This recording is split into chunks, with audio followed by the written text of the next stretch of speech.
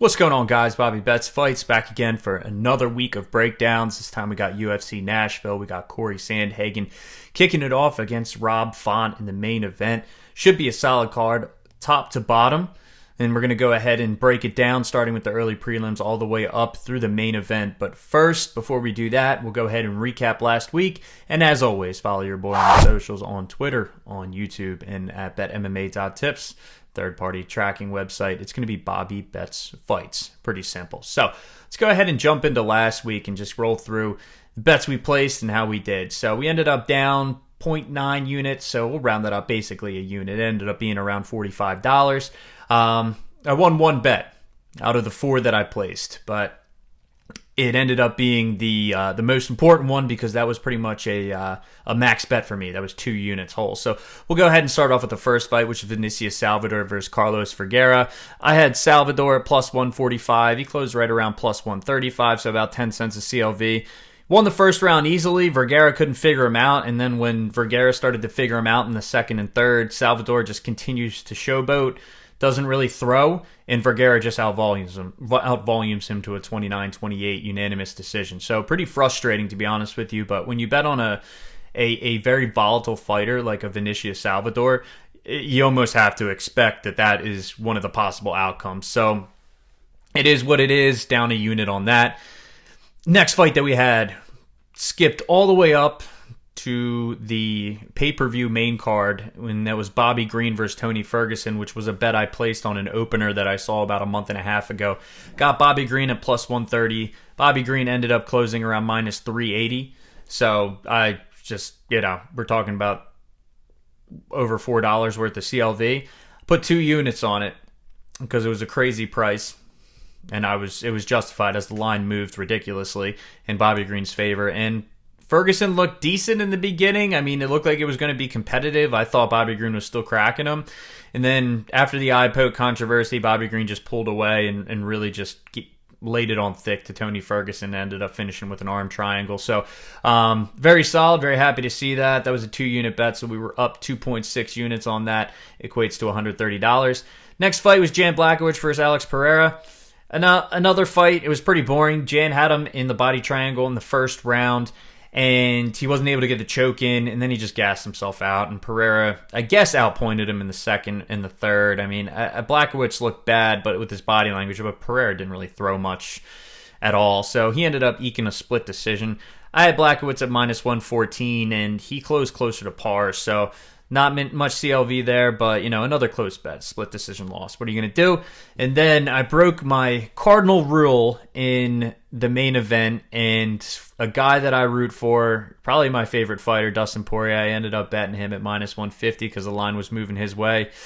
It was the last second call. I should have just stayed off of it. Should have just kept it at 4 units risk for this card, but I forced it at 1.5 units, and every time you force it, you normally pay the price. So, he got hit with that head kick. He was up on 2 judges' scorecards after round 1. Gaethje just made a great read. He was going low. Poirier thought he was safe in boxing range, and Gaethje, just an athletic dude, got that kick up, hit it behind the straight, and knocked Poirier out. It's going to happen. That's a sport. So down another 1.5 units on that, so in total 0.9 units lost at UFC 291 in Salt Lake City. However, we are still up on the year, 23.65 units, which equates to, on the old calculator that I had pulled up here on my phone, sorry, I'm looking away, $1,182.50. So we're going to go ahead and look to keep it rolling. Let's try to get out of the red. First fight, we got Osbourne facing off against Almabaev, who is pretty much a carbon copy of the last Kazakhstan fighter to make their debut recently, Azat Maxim. I mean, on the feet, decent 1-2, nothing special. Will wing a hook every once in a while. Goes to the body, throws just naked body shots with nothing behind him. It doesn't really finish the combination, just starts them with it. And I've seen him get countered off of it.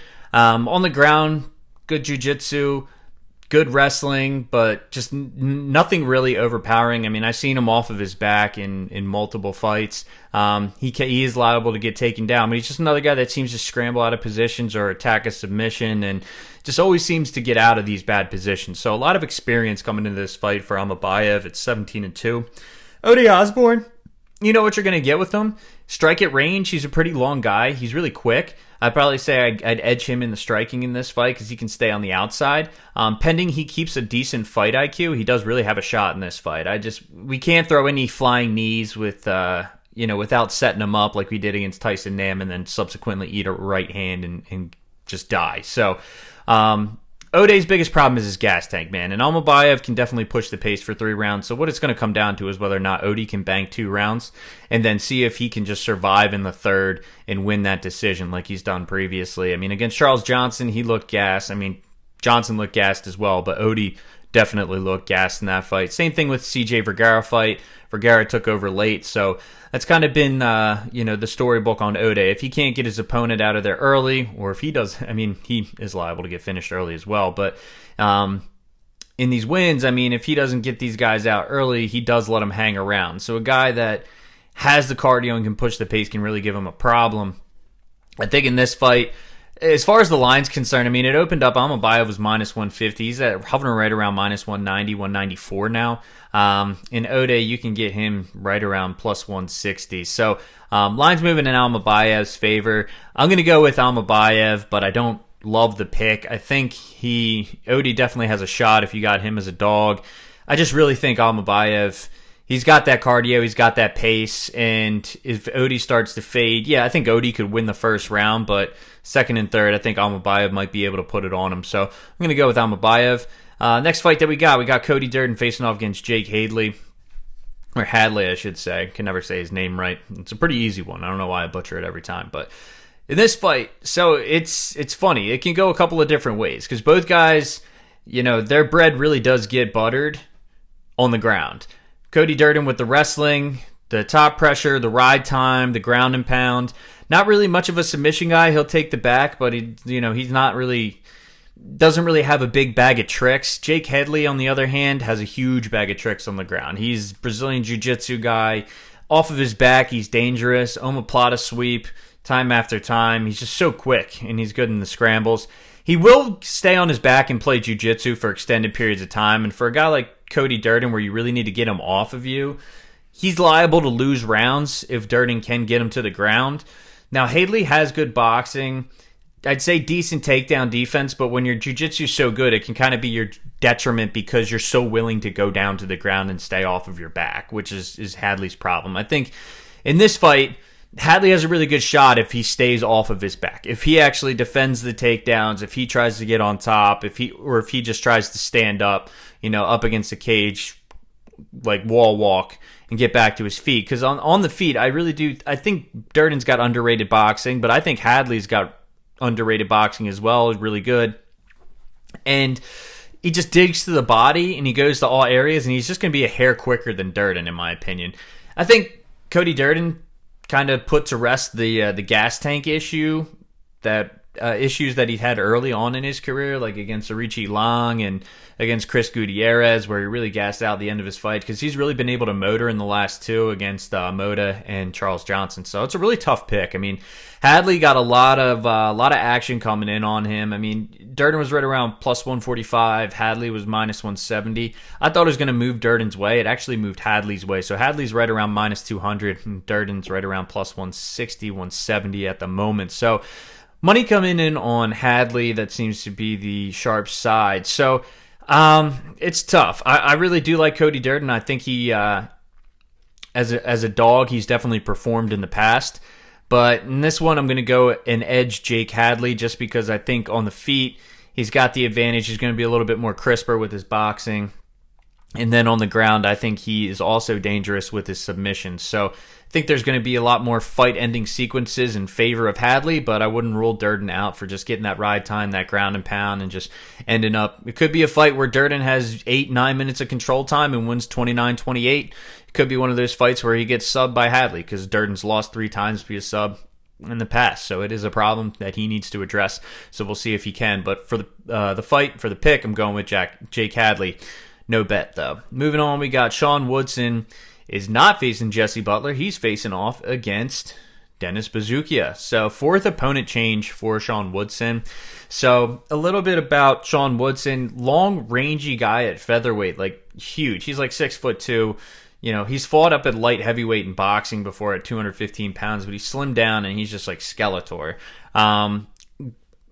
Golden Gloves boxing champ, was going to be a boxer until a car accident, and now he found his way into the MMA world. And the big thing with Sean Woodson is everyone tries to take him down because they know that he's such a good boxer. He's got decent takedown defense. He is liable to get taken down, but he pops right back up, and you saw that in the Yusuf Zalal fight. I mean, Zalal was able to get him down a couple of times, but eventually he just kept going to the well with those takedowns, and Woodson was able to defend him, and he's always getting back up to his feet. So I like that out of him. He doesn't try to do something that he's not good at. He knows his strengths. He knows the way he's going to win the fight is if he's standing on his own 2 feet. Dennis Bazukja, I actually got to watch Dennis Bazukja at CFFC 120 live in Atlantic City, and he's facing off against Saslan Abanakov, who is 6-4, kind of kicked around, long layoff, older guy, and in the beginning, Bazukja does struggle with Abanakov. I mean, Abanakov ends up getting him down for a period of time, lands like a spinning back fist, but nothing really that Bazukja couldn't handle, and he ended up taking over. He landed a really nice knee at the end of the first round and almost finished the fight via ground and pound. And then the second round, Abanakov hurt, tired, had nothing for Bazukja. Bazukja just took him down, got the back, and ended up choking him out. So Bazukja's on a nice run. He's got like a 6, maybe 7 fight win streak since his loss to Melsik Bagdasaryan on his first stint in Contender Series, and his level of competition hasn't been the greatest, but 6 or 7 wins, he's doing what he needs to do, to move forward in his career. So he's an all-around decent. I'd say he's the jack of all trades, master of none. On the feet, he's solid. He is a little hesitant early in fights. He really kind of got to get punched in the face to kind of feel it out, to kind of get comfortable. And then on the ground, he's no slouch as well.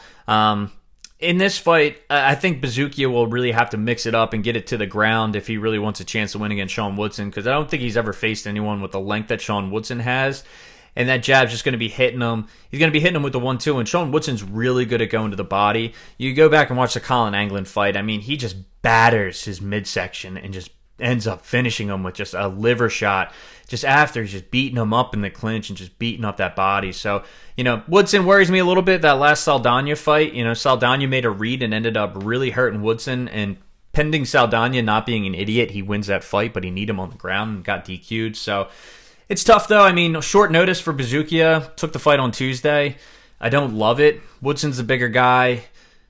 I just don't see Bazukja being able to keep him down, and on the feet, I got to edge Woodson. So I'm going to go with Sean Woodson in the fight, and don't have a bet on it as of right now. But the line is got Woodson right around -185 when it opened up earlier today. Moving on, we got Jeremiah Wells versus Carlston Harris.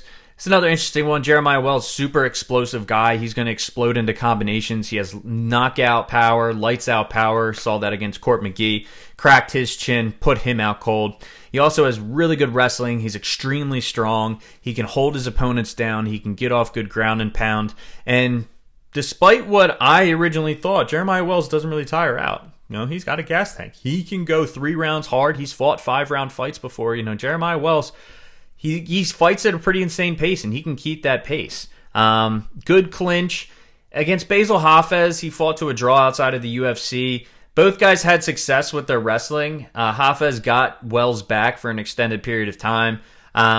So he's been in fights where he's dominated, and he's also shown that he can have certain issues, especially, in the last fight out against Semmelsberger, he did get dropped twice. The wrestling saved him, but he did get cracked twice in the first and the second round, got dropped. But Semmelsberger, I mean, the world's worst finisher, he's got almost, I think, double-digit knockdowns, and last fight, he knocked down Uros Medish, he didn't finish him, and then ended up getting finished himself in the third round. Just crazy stats there. But Carlston Harris, on the other hand, is real well-rounded and really a veteran of the game at 18-5. I mean, he's fought great competition outside of the UFC. When he came into the UFC, he's got quality wins over Drew Gooden. He's got a win over Christian Aguilar, and a win over Impa Kasaganate where he knocked him out. So that's a really solid win, and that's aging well with how well Impa Kasaganate is doing over in the PFL. So Carlston Harris, very well rounded on the feet. I think he leaves himself open to getting hit just like Jeremiah Wells. They'll take one to give one. Carlston Harris also throws like really in close, like it's kind of awkward and can catch his opponents off guard. He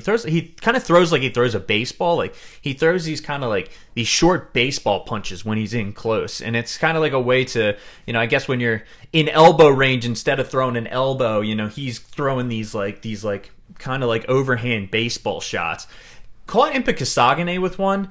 I'm not sure if he wants to do that against Wells, because if he's in that close, Wells is probably going to end up taking him down or getting him in the clinch. But it'll be interesting because I think he is kind of an awkward striker, but it plays to his advantage. As far as the line, it opened up. Carlston Harris is plus 140, Jeremiah Wells minus 165. As it stands right now, Harris is right around plus 105, Jeremiah Wells minus 125. So money coming in on Harris. In this fight, I think it's super close. I mean, you can make a case for each guy. To really win this fight. It's really going to come down to whether Jeremiah Wells can dominate on the ground like he has before, because on the feet, I don't think he's going to get away with those blitzes. Like he could hurt Harris, but like I said, Harris has been around the block. He's been cracked. He can fight smarter.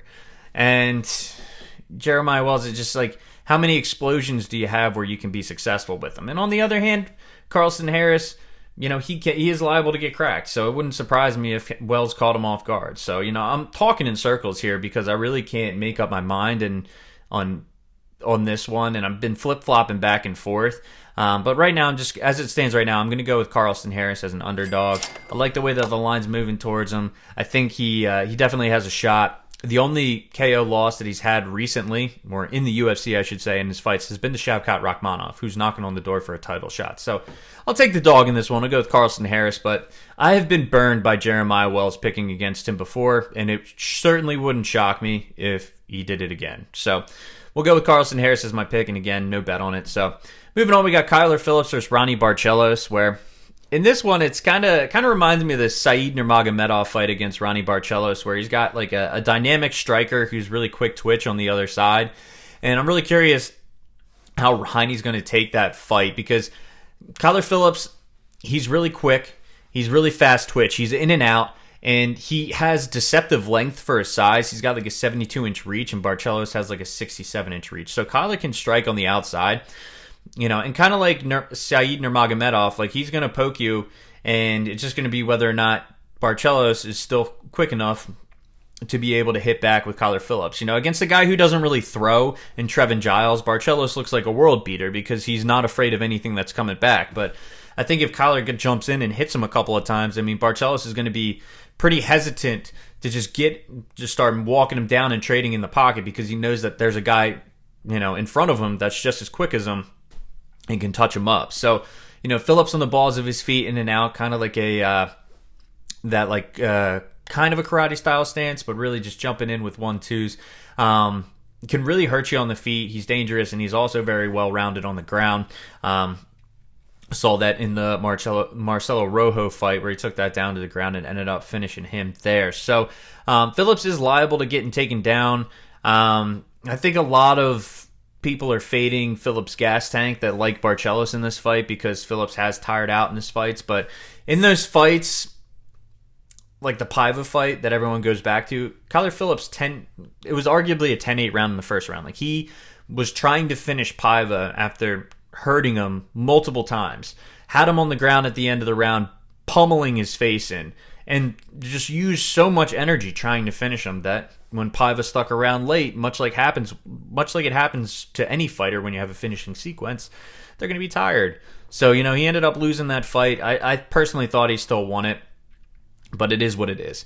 In this fight, I mean, Ronnie got violently knocked out his last time out by Umar Nurmagomedov, which, hasn't happened to him in his career. So it's going to be tough for him to really just bite down on the mouthpiece and kind of be that same guy that's just trading like he was with Victor Henry previously, with a guy like Kyler Phillips, who's, just, I would say, faster than Victor Henry and also has more pop in his shot. So I edge Kyler Phillips in this. If Barcelos can mix in the takedowns, he does have a shot, but I really do like the Matrix Kyler Phillips to get the win there. I think that fight stays standing. He wins a pretty convincing decision. Moving on, we got Billy Quarantillo facing off against the Leech, Damon Jackson. So both guys, this is one fight where you know what you're going to get with both sides. So Damon Jackson strikes to clinch. He's going to try to clinch. He's going to try to get his hands wrapped. He's going to try to get those hands locked up, and he's either going to try to drag you down or he's going to try to just leech his way, just like his nickname, in between your back and the fence and take your back while it's standing. Quarantillo, on the other hand, he's a guy that is going to volume you on the feet. He's willing to take one to give one. And in the second and third round, he's going to be in fourth gear. And if you are tired, he's going to smell blood in the water and he's going to go after you. So that's what makes it so difficult. And that's what makes it a pretty volatile fight, because Quarantillo, as it stands right now, he's a favorite at minus 170. He's hovering around minus 180 as it stands right now. And Jackson's right around plus 150. So not a lot of line movement. Probably about 10 cents towards Quarantillo. But in this one, it's like Damon Jackson could absolutely get the fight to the ground against Billy Quarantillo, who's been taken down by Gavin Tucker. He's been taken down by Alexander Hernandez. He absolutely can get taken down. Damon Jackson, if he doesn't finish him, just like he did with the Argueta fight, Damon Jackson does get tired late in fights, right? He's a finisher. He's going to squeeze. He's going to be on the back, and he's going to be going for chokes. Body triangle, the whole nine, squeezing with his legs, squeezing your diaphragm. Billy Quarantillo is such a tough guy, man. If he avoids the submissions, right, and he just rides it out like he did against Alexander Hernandez, the second and third round, it's going to be Billy Q time. He'll be able to defend the takedowns, and he's just really going to suck the energy out of Jackson. He's going to beat him up for it. So that's what makes this one so tough, because the first round, Damon Jackson, like if it was a one-round fight, Damon Jackson all day. If it's a two-round fight, 50-50. But three-round fight, you got to edge Billy Q, because I really do think he can steal two of the 3 rounds, and I think he can finish it late. I think he's resilient. You really got to separate him from his consciousness to be able to get him out of there. So I'm going to go with Billy Q in this matchup. Don't have a play on it just yet. Been thinking about it, but really haven't had much line movement. And like I said, Damon Jackson is live, especially early in the fight, for that submission. So going with Billy Q there for the pick. Next one, we got Ignacio Bahamondes facing off against Ludovic Klein. So in this one, Ignacio Bahamondes is a massive, massive dude, right? He's like at lightweight, kind of like Sean Woodson, except he's more thick, in my opinion. Still lanky, still a beanpole, but compared to Sean Woodson, he looks a tad bit more nourished. 155, 6'3", long range, like 76, 77 inch reach. Actually, I'm pretty sure I can click on him and get that information. Hold on 1 second. Here we go. All right. Doesn't give his reach. Thanks a lot, UFC website, for nothing. Anyway, Ignacio Bahamondes, I really like his forward pressure. Got beat up a little bit in that John McDaisy fight that he ended up losing, but he's rebounded strong. Winning against Roosevelt Roberts in that just epic way with that spinning wheel kick, like one of the craziest knockouts you'll ever see. You go back and watch that Roosevelt Roberts fight. And then got a win over Zhu Rong, and then a win over Trey Ogden as well. So, in those fights, you can see Ignacio Bahamondes, and he's so young as well, still in his early 20s. Like, he's progressing and just rounding out his skill set really nicely and starting to work his way up the rankings. So, this fight where he's taking on a guy like Ludovic Klein, who's a dynamic striker and also a solid wrestler in his own right, is going to be another test for him. See if he can get over the hump, and probably if he wins this fight, he's going to start looking at facing some ranked competition in the lightweight division, or at least facing that top 15 gatekeeper that kind of really determines whether or not you're going to get into the rankings or not. Anyway, Bahamondes, like I said, really good boxing, really good takedown defense. He has like around a 95% takedown defense. Granted, 12 of the takedown, he defended 12 takedowns against Roosevelt Roberts in that fight, so a large majority of that percentage comes from Roosevelt Roberts, but still, when you're defending all of those takedowns, I think the only person who's been able to take him down is Zhu Rong, and he got right back up after that takedown. So he knows that it's going to be at the forefront of most of his opponent's game, and he's able to stop it, which is great. Ludovic Klein, southpaw. That's the only thing that really worries me in this matchup against Ludovic Klein is his southpaw stance, and see if Bahamondes can figure it out, because it's a little bit different when you're fighting a southpaw with the jab as well. It's got to go over the lead hand because you're matched up with lead hands, or you got to find a way around it. You can't just throw it right down the pipe. is going to get parried. So normally southpaws are a little bit more used to fighting orthodox fighters, whereas opposed to orthodox fighters may not be as comfortable fighting a southpaw or haven't had that experience fighting a southpaw, depending on where they're training. Anyway, Ludovic Klein, really good head kick, sets it up really nice. He really can do a lot of damage with it. He's also quick on the feet. He really beat up Mason Jones and really against a guy who's supposed to be a pressure fighter, and Mason Jones, and really made him fight stupid, and ended up getting the win there. Really beat him up, and in the last round, for whatever reason, Mason Jones just pulling guard to go to the ground was just a dumb move in my opinion. But Ludovic Klein has plenty of other quality wins. I mean, he jumped on the scene against Shane Young with an epic head kick knockout. He's got a win over Devontae Smith, and that recent draw against Jai Herbert where there was a point deduction in that fight and it ended up being a majority decision. But I really do think it's going to come down to how he handles the pressure for Bahamondes, because in the Trezano fight, in the Nate Landwehr fight, you can see that Klein really breaks down late, especially when he can't have success in holding his opponent down on the ground. And Ignacio Bahamondes is a guy who's going to be in your face 24/7.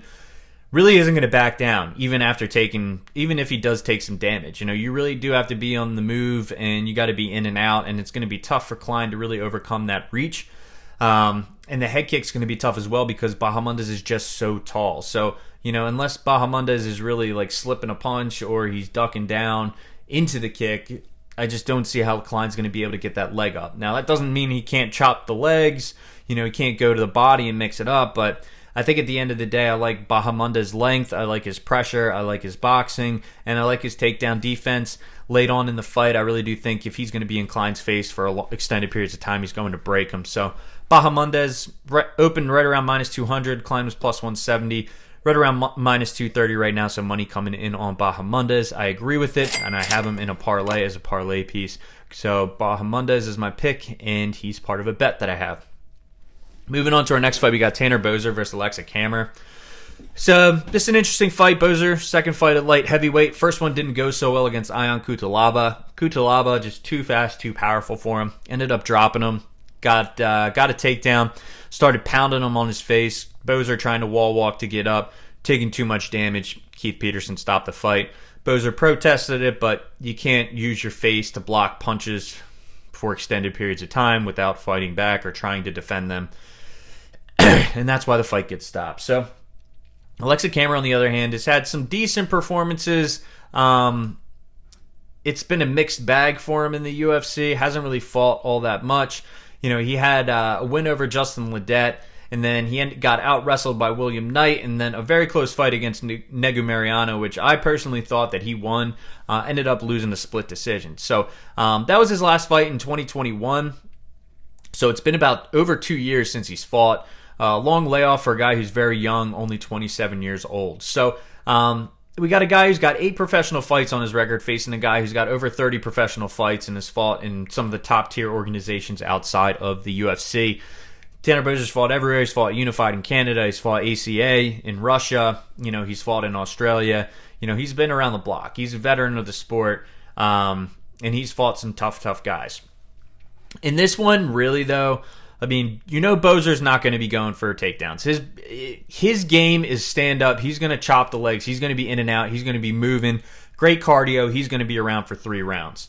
So, really, Camur doesn't have to worry about the wrestling like he did against William Knight. So, really, it's just going to boil down to how Camur approaches this fight and whether or not he can get his own offense off standing, which I do think he can. I think Boser's dropping down to light heavyweight is kind of questionable in my opinion for a guy who was at heavyweight and really utilized his skills at heavyweight. He was quicker than a lot of his opponents, being the lighter guy. He was a lighter guy, but he was quicker, right? So I really played to his advantage because he could circle, he could use his movement to get out of the way of punches, keep distance, and then he's just in and out with those leg kicks and was able to have a lot of success at heavyweight. At light heavyweight, the guys are going to be quicker. You're dropping down in weight, so yeah, you might have the strength advantage, but these guys are quicker, and Camur has extremely quick hands. He's a Golden Gloves boxing champion. Really good boxing, really good combinations in the pocket against Negu Mariano.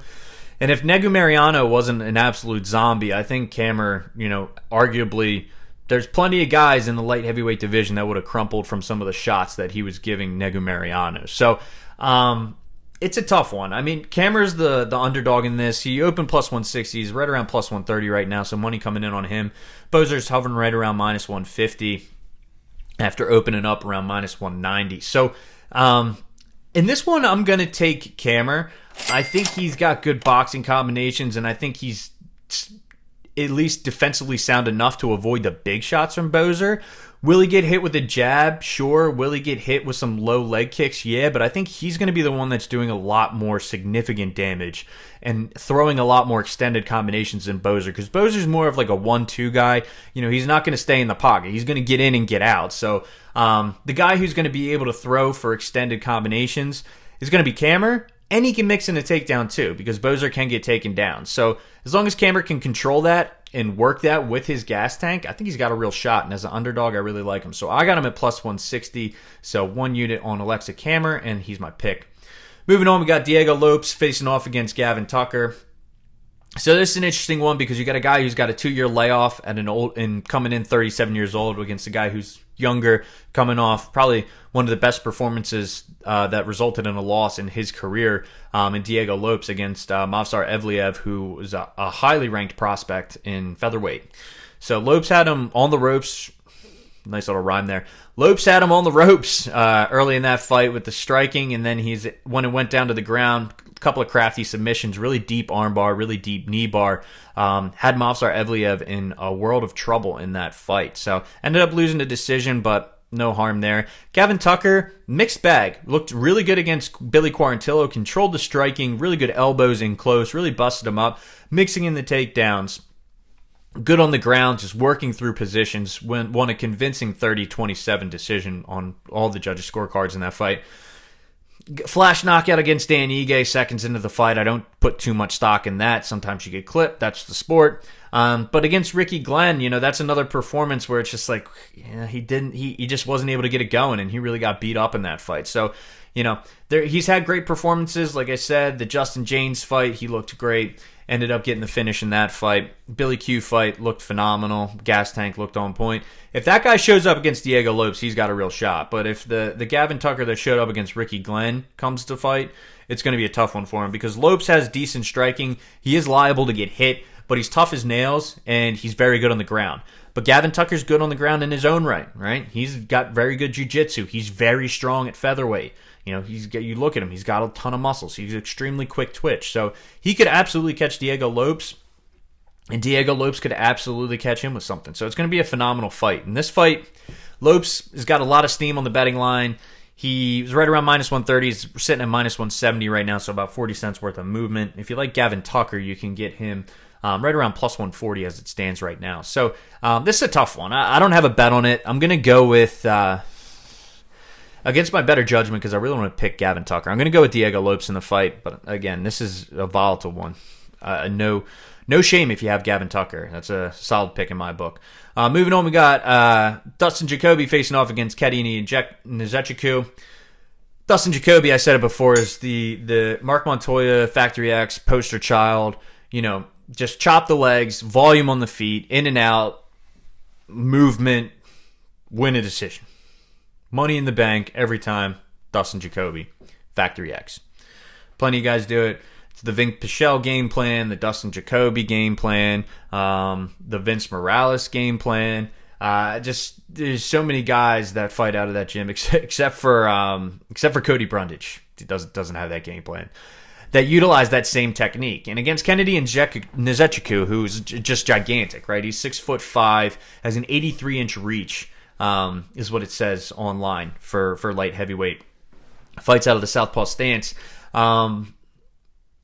It's going to be tough because Kennedy is in your face all the time. So Dustin can get those leg kicks off, but much like Maxime Grishin in that fight, Kennedy can counter off of the leg kick. If he eats it, he can throw 1-2 down the pipe and catch just Dustin Jacoby off guard.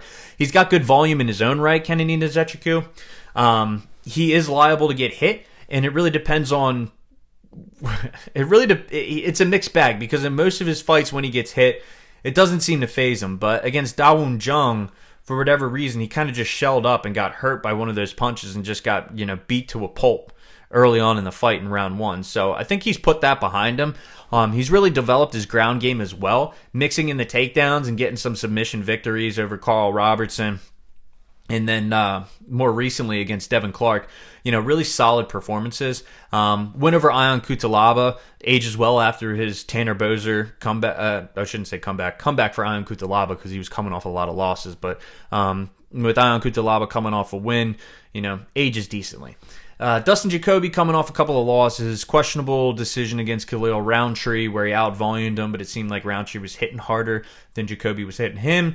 And then against Azmat Murzakanov clearly won that fight, did the more damage, just died in the third round, and Jacoby couldn't finish him. So in this fight, I got to edge Kennedy Nzechukwu. I mean, the line really hasn't been moving, and when it has, it's dipped towards Jacoby, but I just don't really see it because Kennedy Nzechukwu has the finishing equity in this fight, no doubt. I mean, Jacoby caught Dawoon Jung with a punch, but for the most part, he doesn't really put dudes away. And Kenny Nzechukwu puts dudes away. He put away Carlos Olberg after, facing a lot of adversity early on in that fight. And we all know Carlos Olberg hits like a truck. And he hit Kennedy with a lot of good shots. Ended up coming back and finishing him in that fight. And, the submissions, the wrestling, mix that in with his striking out of the southpaw stance where Jacoby has had some questionable fights where they've been very close against guys in the southpaw stance and hasn't really had that much success against them. I just like Kennedy Nzechukwu. I thought we get a little bit more line movement towards him. He's sitting at minus 155. I got him at minus 150, so really only 5 cents worth of CLV is not too much, but I just think all around this is a tough fight for Jacoby, especially Tatiana Suarez facing off against Jessica Andrade. Tatiana Suarez coming off of a long layoff where Jessica Andrade coming off a couple losses to Erin Blanchfield and not Wei Li Zhang, but Wu Zhaonan, where she got knocked out, and then Erin Blanchfield took her down and submitted her in the second round of their fight. So an interesting one because Tatiana Suarez is such a great grappler and such a good wrestler. And that's a clear path to victory for Jessica Andrade, and that's why, clear path to victory for Tatiana Suarez against Jessica Andrade, and that's why the odds are where they're at right now. As it stands right now, Jessica Andrade is hovering right around plus 300. So, Tatiana Suarez is right around minus 390. So a little bit of money coming in on Andrade, but the line's so wide that, of course there's going to be guys that are taking shots on Andrade, but I'd really like to see a lot more movement towards Andrade with her being that big of an underdog to really, consider a play on it.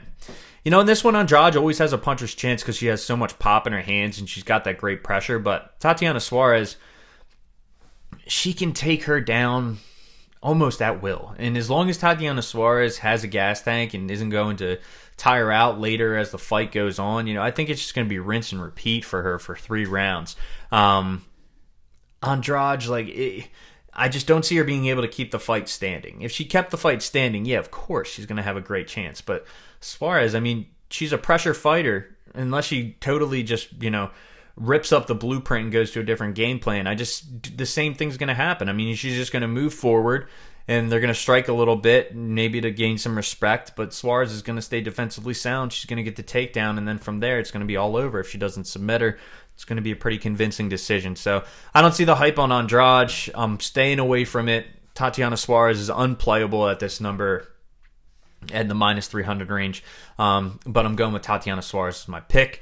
And that's going to lead us into our main event, which is Corey Sandhagen facing off against Rob Font. So in this one, we got the Sandman. He's a pretty heavy favorite in this. He's open minus 265. As it stands right now, he's minus 340. Rob Font on the comeback is at plus 225, and he is rising. So probably closer to around plus 275 as it stands right now. Rob Font taking this fight on short notice. He was scheduled to fight 2 weeks out. The opponent fell through, and they called him up, and they said, well, Sandhagen's opponent fell through too, so why don't we match you guys up for a main event in UFC Nashville. So I retract back to Corey Sandhagen, Rob Font. Sandhagen has really good movement. Rob Font has very good volume. Rob Font liable to get hit, just like he has, against Chito Vera. where he ended up out-voluming Cheeto in that fight. He got more significant strikes on paper, but you could tell Cheeto was landing the more vicious shots. Dropped him multiple times, did a lot more visible damage to Rob Font than Rob Font did to Cheeto.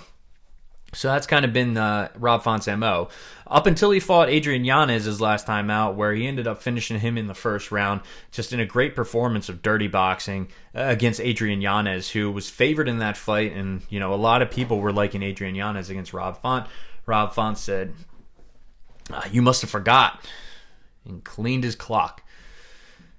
Put him out cold. Anyway, Sandhagen in this fight,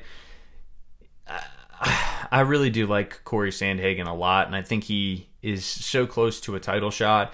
It's just one thing after another. I think TJ Dillashaw, that fight, it was a close fight, but I really do think Sandhagen won. And I'm not in the minority there. I know a lot of people thought Sandhagen won that fight. I thought he did more damage to TJ than TJ did to him, and TJ mixed in some wrestling and whatnot and got some control time. But other than that, it was really Sandhagen. At least I thought, for 3, maybe 4 of those rounds. In this fight, I'm going to go with Corey Sandhagen just because he's such an unpredictable striker. He moves very well. He's in and out. He has a tendency. He's really good at pulling your opponent into his shots, just like he did against Frankie Edgar, where, he circled him in, basically just lured him into the trap and hit him with a flying knee. He's very good at timing that flying knee. He's very good at timing his shots, when to come in and when to attack. And on the ground, he's no slouch as well. So if Font wants to mix in the wrestling, because he does have that in his back pocket, I think Sandhagen's going to have no problem getting back up to his feet. So I got Corey Sandhagen doing a lot more damage to Rob Font in this fight. Not sure if he's going to get a finish, because Rob Font is a very tough dude. So I can see it going to the scorecards, but I can't see a world where Rob Font wins 3 of those rounds when it does go to the scorecard. So I'm going to go with Corey Sandhagen, and he rounds out the parlay that I had with Nzechukwu, with Ignacio Bahamondes. So just a recap of the bets: I got Ignacio Bahamondes and Corey Sandhagen for 1 unit. That's right around minus 104. I got Kennedy Nzechukwu for 1.5 units at minus 150. And then I got Alexa Camur plus 160 for 1 unit. So that's the breakdown for the week. Hope you guys, got a nugget of information that you haven't on your other breakdowns.